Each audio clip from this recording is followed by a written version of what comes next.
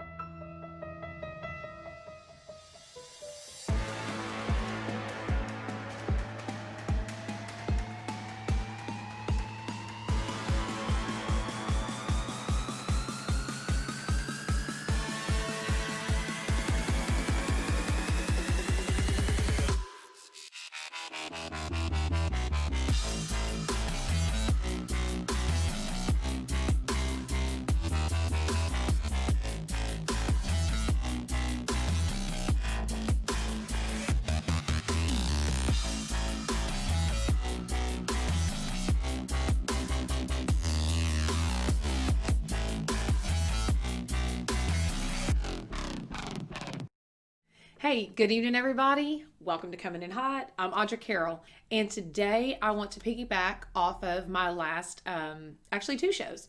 I have been talking about self healing. I truly believe with everything in me that I have been on the road to recovery through self healing now for over 2 years, I guess. I didn't really know what I was doing though in the beginning. So now that I'm kind of honing in and I'm becoming more self aware, I want to share more of that with you guys and what's going on with my experience and my journey. And I'm hoping that it will touch you, inspire you, and create a fire in you that will remind you that there's a lot more that out in the world for you, a lot more that you can do. So that being said, let me take a quick drink of water because sister's got her notes for days, people. But I don't want to miss anything. And so I wrote my notes. I'm going to get rid of my scrunchie. It doesn't really go with my outfit. So anyway, just so y'all know, total side note, doesn't really matter, but y'all are about the only ones that get this much makeup. This is more makeup than I wore to church this morning. And I'm not kidding you. I love my church. Total other side note. Okay, so today I would like to talk about disconnection. Disconnection is usually a naughty word. People don't like disconnection. They don't like the other word that I'm going to use is self-discipline. People don't like the word discipline. But anyway, that's what we're going to talk about today because it is a pivotal part of change and becoming self-aware. So, disconnection is about self-discipline. And so now here's where I'm going to go deep. So I'm going to ask you to dig deep with me and just trek for a minute. I promise that in the end, it will all make sense and it will probably be some good practical tools that you can implement. So disconnection leads to a clear perspective about yourself, your choices, situations, and others.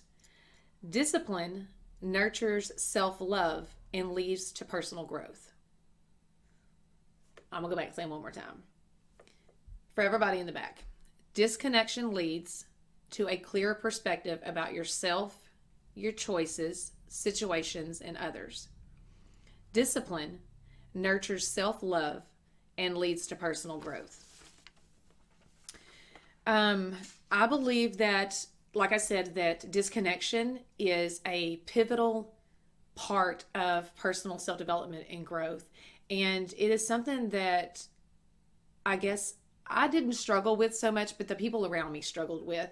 And probably because in the beginning I was not a very good communicator about it because I didn't really quite understand why I needed the disconnection. And I'm such an emotional person. I have operated off of my emotions for so much of my life that I still am finding that soft place to land where I can tell someone in a nice way how I'm feeling when I know it's going to hurt their feelings. And not because I necessarily care what they think, because I'm not at a point in my life, praise the Lord, where I really care much about what people think anymore. But just so that I don't miscommunicate with someone. I don't want to create nonsense where there doesn't need to be any. But I was not a very good communicator about that. But I disconnect on a regular basis. I can't actually give you a time frame because it's something that I have just within the past 6 months made it a point to do. I just haven't quite consistently figured out kind of my little regimen or whatever, because I want to actually make disconnection a scheduled part of my life, if that makes sense, of my lifestyle. So anyway, so disconnection. What are the things we need to disconnect from? That's what we want to talk about. We want to disconnect from our ego. And this is the hard part, guys. It's so hard because we don't like change. However, the ego, we've talked about it in past shows before. The ego is the root of anxiety. You don't have to believe me. I want you to just do your research for yourself if you're not kind of aware of this, but it is. The ego plays off of anxiety and fear.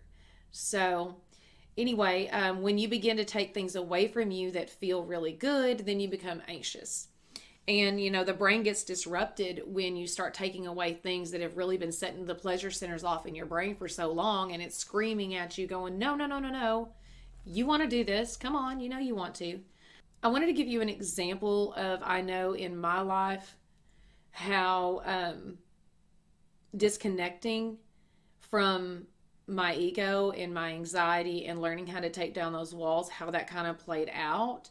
And it can actually come across as being short-tempered with the anxiety. So it's just something, to be looking out for when you're disconnecting. But it's something that is extremely, extremely important. So, and it gets easier with time. Let me be clear. Over time, the more you practice, the easier it's going to become. So what are some of the things we need to disconnect from? Other things besides the ego. Negative influences such as people, places, things, thoughts, and words. Words do have power. Words have a lot of power, people. Let's see. All of these are self-sabotaging behaviors. You don't want to forget that these things feel great in the moment and even pleasurable, but it's only in that moment does it feel good when you are lashing out in some type of a negative way due to whatever situation you're in at the moment. You fill in the blanks there because everyone has, their own stuff. And it is not sustaining, for sure. None of this stuff is sustaining. Okay, we're going to start with places instead of people, even though people was the first thing I believe that I wrote down. And I think it is arguably one of the most important. I don't know. All of these are really, really super important. But we're going to go ahead and start with places because I think people are the most tricky to talk about. So where do you need to be disconnecting from? You need to be disconnecting from anywhere that is a distraction from where you want to be headed, where your future goals are. So a couple of examples that I wrote down.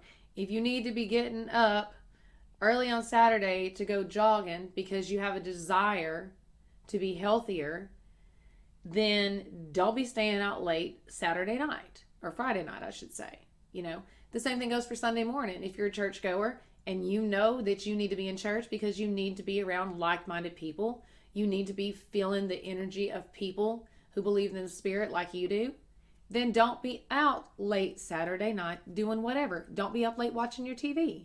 I mean, it's not even about leaving your home, like I said. You don't have to be out in a certain place. So this is something that you're going to have to look at for yourself. But as far as I'm concerned, places, when it comes to places, every place is suspect, So, and it comes in, side note, I believe that this comes in stages because it's hard for us to absorb and take change all at one time. So be patient with yourself and don't beat yourself up while you're going through all of these changes because it took you a long time to get to the place you were at. So you got to give yourself the grace to understand it's going to take you a long time to get back out of it. And the more patient you are with yourself, believe it or not, the quicker you're going to grow. So, and I believe that from personal experience. Let's see. Things. Y'all know how I feel about the television. It is a vice for me. It is something that I have battled with off and on. It is a huge distraction, but some other distractions we wrote down was cell phones, social media, magazines and books, music, and work. I've talked to you guys about work balance. It's really, really difficult for me because I can turn into a workaholic in 2 snaps. Like, I love my work. I really do, all of my work. And I'm doing a lot of things right now, and as you can see, it makes me smile. I love it. I'm so excited about everything that I'm doing. So I can become a workaholic. So don't let that slip your mind either. Music, this one is probably one that I adapted to slower when it comes to things besides television. I changed up my music before I really started cracking down on what I was looking at, when I was watching TV and movies and things like that, what I was spending my time and giving my energy to in that way. But music is a big deal. There's a lot of older music that I like and current music that I like, but a lot of it doesn't have a good message. It doesn't have a positive message. And, we're going to talk a little bit more about words in a minute, but words are extremely powerful and you need to be very intentional with your words. And sometimes you have to think about the music that you're listening to and put it into context. I mean, there's always a time for the ratchet because trust me, I get mine in and I get it in often. But I also have learned to listen to music that puts me in a positive headspace. And that is whatever it is for you. But we all know that there's a lot of music that we absolutely love, but the root of it is about heartbreak and revenge and things like that. And you don't have time for that anymore because you're growing, right? We want to self heal. You don't have time for negativity. Magazines and books. I'm all about reading and educating. I love to read. I loved reading when I was a child, and then I just stepped away from it as an adult. I guess I just thought I didn't have time for it anymore, or thought I found other things more interesting.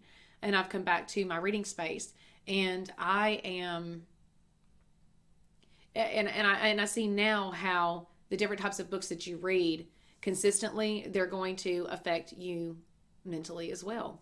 So, it doesn't mean don't read your romance novel or don't read, your whatever. I'm just saying you should be putting more educational stuff in your mind than you should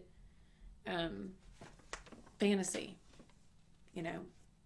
So, thoughts. Oh, and I'm going to have to bend over and pick that up again. I just realized I threw that paper down for nothing. Okay. Thoughts, back on topic. Self-pity, anxiousness, and don't get mad at me. I don't want to hear about it. You can, all this stuff can be changed. No, let me redo that. That was not good. Okay, thoughts. Self-pity, anxiousness, like repetitive racing thoughts. Those are the anxious thoughts that I'm talking about. All of those can be calmed down using a lot of these techniques and disconnection and things like that. It just takes practice. So like I said, be patient with yourself. Thoughts of lustfulness, revenge, being envious, and comparison. That's probably one of the most detrimental things you can do to yourself when you're trying to become a new version of yourself. You don't want to be comparing yourself to other people. And it doesn't matter whether you're looking at it from a perspective of, hey, I'm, better than them. I got this figured out better than them, da da da da da. Or whether it's vice versa. Mind your business. Because if you're focused over there on what they're doing and how, then you're not focused on your own stuff. And that's where your focus needs to be in order to help keep the anxious racing thoughts down. What else did I write about that? Focus on what you were doing. You don't have time for comparing. And if you are complaining, then you're not looking for a solution. And that's just the bottom line. And we want to be looking for solutions because we don't want to be stuck anymore, right? We're done with that. Done. Words and phrases. Okay, yeah, I did write this down. So straight up, I talk to myself. I know that the people that work up in the booth, up in the, I'm trying to think of the word, I wish Will was here so I could bounce it off of him. Just fast forward through this in a minute. That would be kind of cute anyway. The tech booth up at the church. Anyway, I talk to myself and I answer myself. And I'm really not shameful about it. I mean, I don't talk loudly to myself out loud because I'm not trying to freak anybody else out. But I do talk back to myself. And I'm fine with it. Others may not be, but that's a personal problem as far as I'm concerned.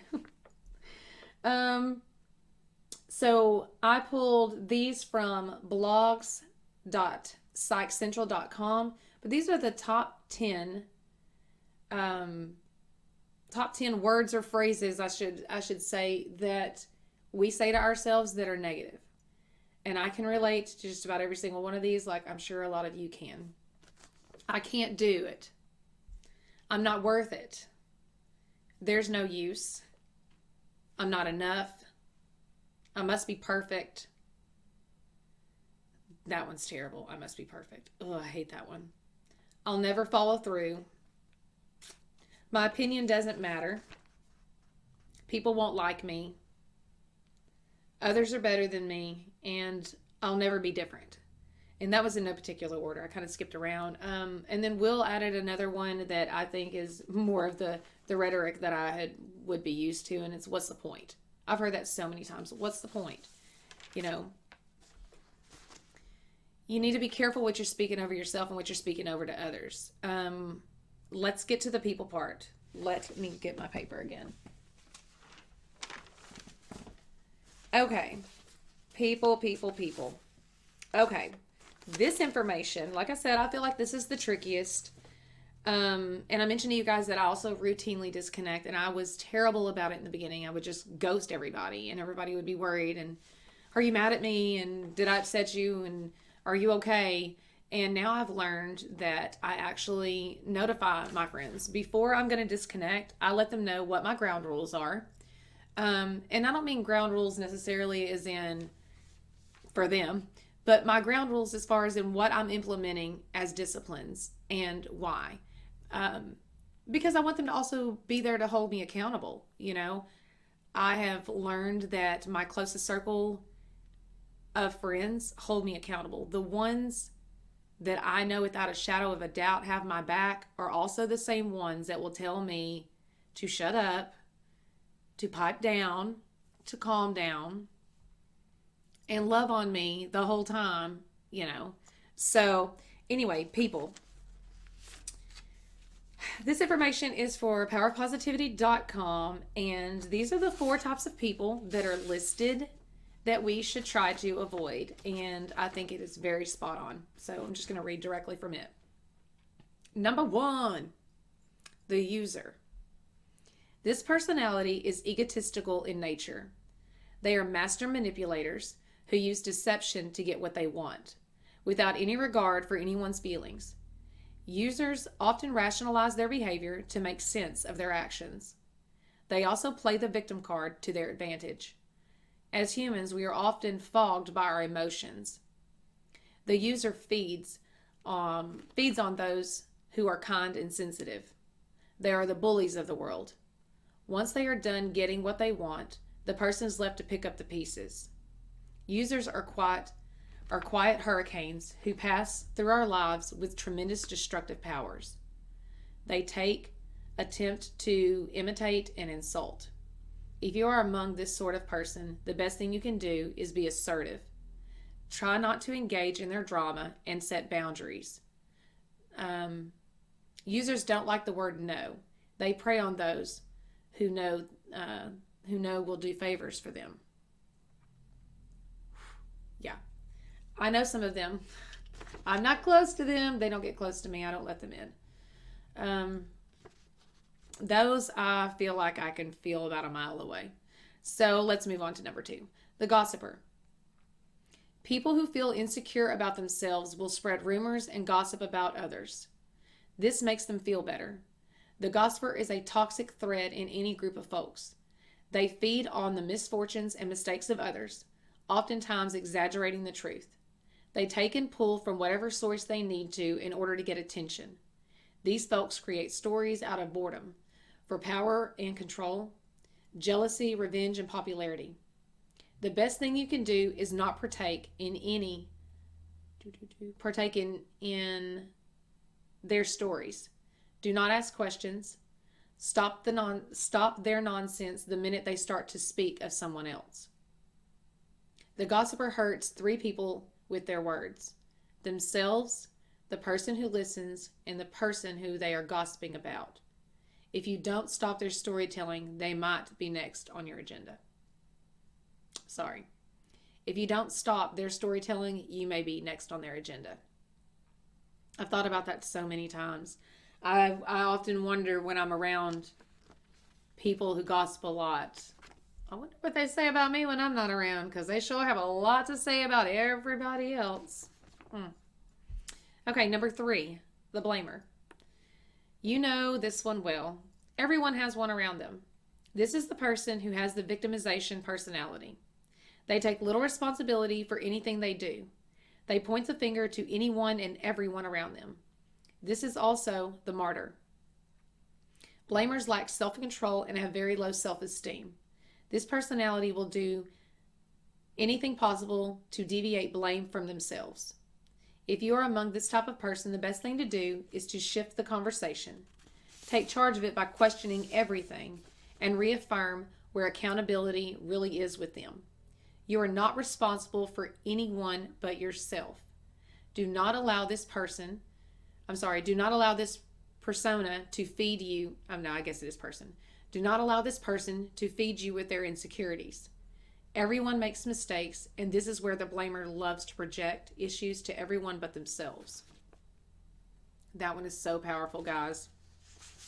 So powerful. You might want to rewind that one back and listen to that one again. The complainer, number 4. The complainer. Whew. Do you have one of these in your office? Y'all, this right here is already wearing me out. Just reading about these people is like draining me. Okay. Do you have one of these in your office? You know them by the way they are dramatically exhibiting the woe is me attitude. Coping with this type of person usually requires listening and asking for clarification. They might feel as if they are being accused, but it is the only means of effectively getting to the bottom of the complaint. You should not agree with the complainer. Do not apologize for them either. You must be supportive while being serious. Do not participate on the issue. Detaching from complainers pushes them to complain even harder.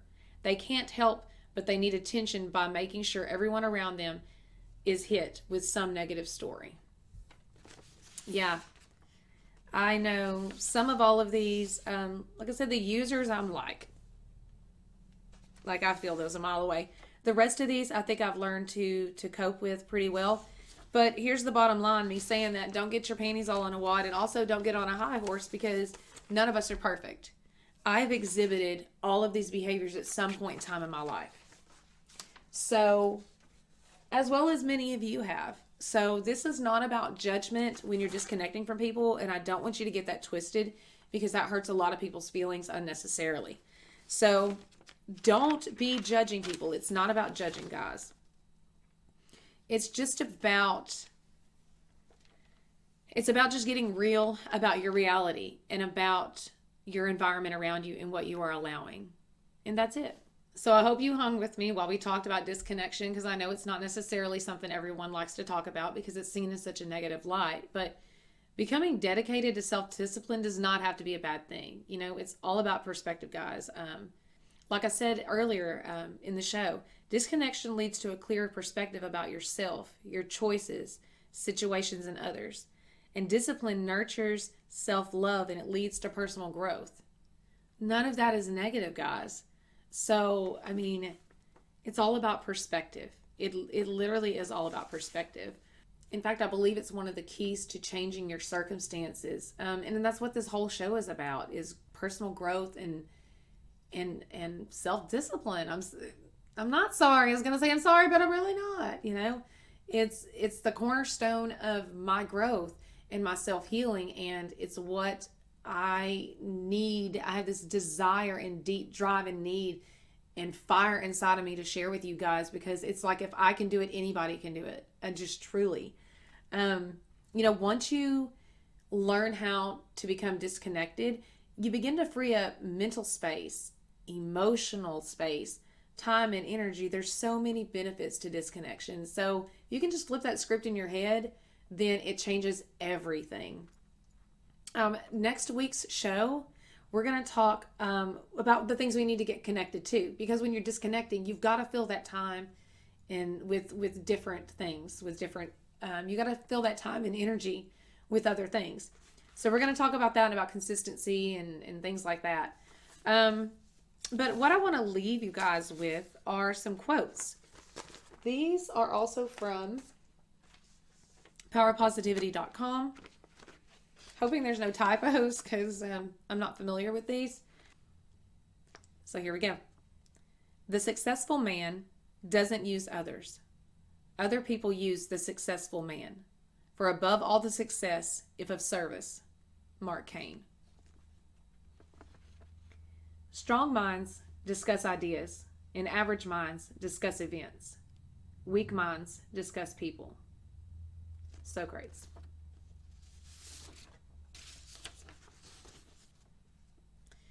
Blaming others is an act of refusing to take responsibility. When a person can't accept the fact or the reality, they blame another person or the situation instead of taking accountability. That's by D.D. Artner.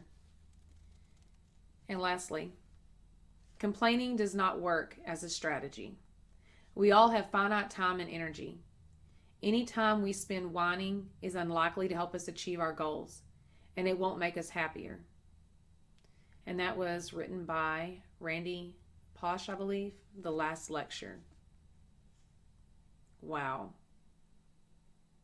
Complaining does not work as a strategy. Wow, so I think we can just do a mic drop on that. And one more reminder, we are not of this world, and I will see you next week.